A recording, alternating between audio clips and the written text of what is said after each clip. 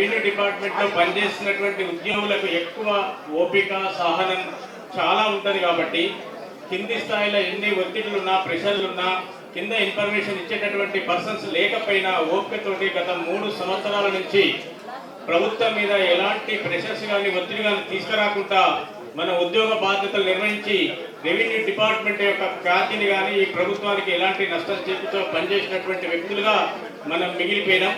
మరి వీటన్నిటిని దృష్టిలో పెట్టుకొని మన నాయకులు గౌరవనీయులు లచ్చిరెడ్డి గారు గతంలో తీసేసినటువంటి విఆర్ఓలకు తిరిగి తీసుకురావాలి అని ప్రభుత్వం మీద ఎలాంటి దండయాత్ర చేసినా లేకపోతే నిరసనల పేరు మీద ప్రభుత్వం మీద ఒత్తిడి తీసుకొచ్చినా ఇది సాధ్యమయ్యే పని కాదు అని ఆలోచన చేసి ఒక విజన్ తోటి దూరదృష్టితోటి ఈ భూభారతి అనే చట్టం పేరు మీద ఈ రాష్ట్ర ప్రభుత్వానికి గతంలో జరిగినటువంటి ధరణిలో మనందరికీ తెలుసు రైతుల యొక్క సమస్యలు గ్రామ స్థాయి నుంచి మండల స్థాయి డివిజన్ స్థాయి కలెక్టరేట్ దాటి సిసిఎల్ఏ వరకు వచ్చినటువంటి విషయాన్ని ప్రభుత్వం దృష్టి తీసుకుపోయి ప్రజల్లో ఉన్నటువంటి ఆ సమస్యని గౌరవ రాష్ట్ర ముఖ్యమంత్రి గారు రెవెన్యూ మంత్రి దృష్టికి తీసుకుపోయి నూతన భూభారతి చట్టం అనేది తీసుకొచ్చి ఆ చట్టంలో మరి ఈ చట్టం ఇంప్లిమెంట్ కావాలంటే ఫీల్డ్ లెవెల్లో ఉన్నటువంటి రైతుల సమస్యలు కానీ ప్రజల సమస్యలు కానీ ఇమీడియట్ గా పరిష్కారం కావాలంటే క్షేత్రస్థాయిలో ఉద్యోగులు ఉండాలి అని ఈ ప్రభుత్వాన్ని ఒక తెలివితోటి ఒప్పించి తిరిగిపోయినటువంటి దాదాపు 6,000 మంది విఆర్ఓలను మనం కోల్పోతే 11,000 విఆర్ఓలను తీసుకొచ్చినటువంటి చరిత్ర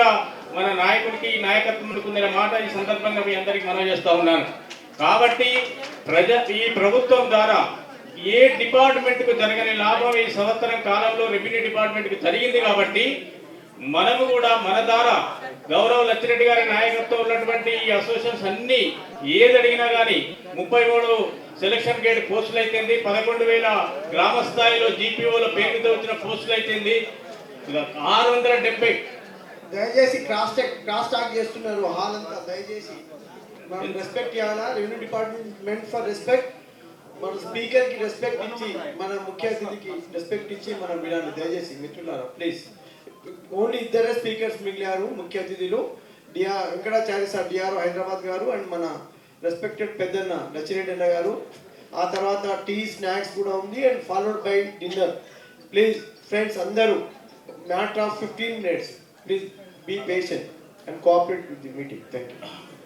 అదేవిధంగా ఈ 670 మంది ధరణి ఆపరేటర్లను తీసేస్తారనే భయం నుంచి వాళ్ళని కూడా కాంట్రాక్ట్ ఏజెన్సీ పేరు మీద ఉన్న వాళ్ళని తిరిగి హెచ్ఆర్ పాలసీ కింద తీసుకురావడం 300 మంది రెగ్యులర్ కంప్యూటర్ ఆపరేటర్గా మన రెగ్యులర్ స్కేల్ ఏ విధంగా అయితే ఫస్ట్ తారీఖు జీతాలు వస్తాయి ఆ విధంగా తీసుకురావడం.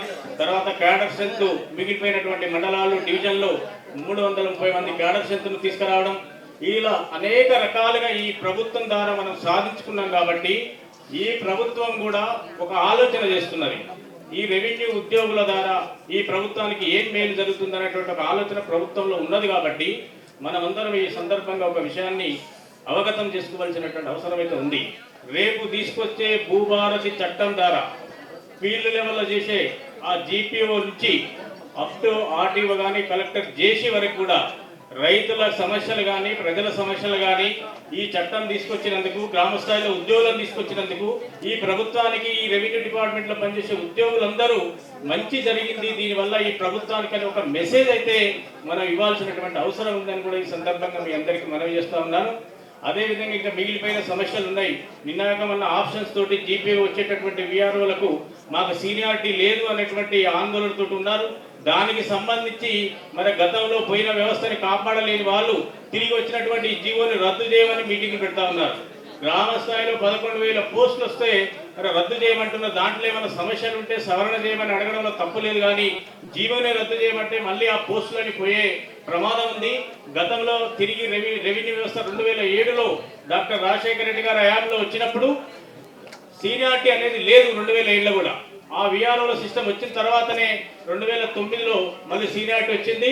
దాన్ని అందరూ కూడా దృష్టిలో పెట్టుకోండి. మేమందరం తప్పకుండా జీపీఓ వచ్చేటటువంటి సోదరులు ఎవరికి ఎలాంటి అనుమానాలు లేకుండా మళ్ళీ ఆ సీనియారిటీ పరంగా మీకు వచ్చే ప్రమోషన్ ఛానల్ ఈ అసోసియేషన్లు అన్ని ప్రభుత్వం ద్వారా రిక్వెస్ట్ చేసి తప్పకుండా సాధిస్తాయనే మాట కూడా ఈ సందర్భంగా మీ అందరికీ మరొకసారి మనవి చేస్తుంటూ, అదేవిధంగా మిగిలిపోయినటువంటి విఆర్ఏ సోదరులు చాలా మంది ఉన్నారు. 61 సంవత్సరాలు నిండినటువంటి వాళ్ళకు ఉద్యోగాలు ఇవ్వడం వాళ్ళ వారసులకి, అదేవిధంగా 55 నుంచి 61 విఆర్ఓలు మిగిలిపోయిన వారసులకి, జీవో రాక ముందుకు చనిపోయినటువంటి విఆర్ఎస్ సోదరుల వారసులకి కూడా ప్రభుత్వ పరిశీలనలో ఉంది. తప్పకుండా గౌరవనీయులు అచ్చిరెడ్డి గారి సారథ్యంలో ఆ సమస్యలన్నింటినీ పరిష్కరించి ఇంకా ప్రమోషన్లు మిగిలిపోయిన వాళ్ళు కూడా ఈ అసోసియేషన్ తరఫున నిర్విరామంగా కృషి చేసి ఈ సమస్యల పరిష్కారానికి తప్పకుండా ఈ అసోసియేషన్ కంకణబద్ధమై పనిచేస్తారని చెప్పేసి ఈ సందర్భంగా మీ అందరికీ మరొకసారి తెలియజేసుకుంటూ మన సమయాభావం వల్ల ఇంకా చెప్పాల్సిన విషయాలు చెప్పలేకపోయినందుకు క్షమించాలని కోరుకుంటూ ఈ అవకాశం కల్పించినందుకు ఈ సభా నిర్వాహకులకు హృదయపూర్వక ధన్యవాదాలు తెలియజేస్తూ సెలవు తీసుకుంటున్నాను. ఇంకా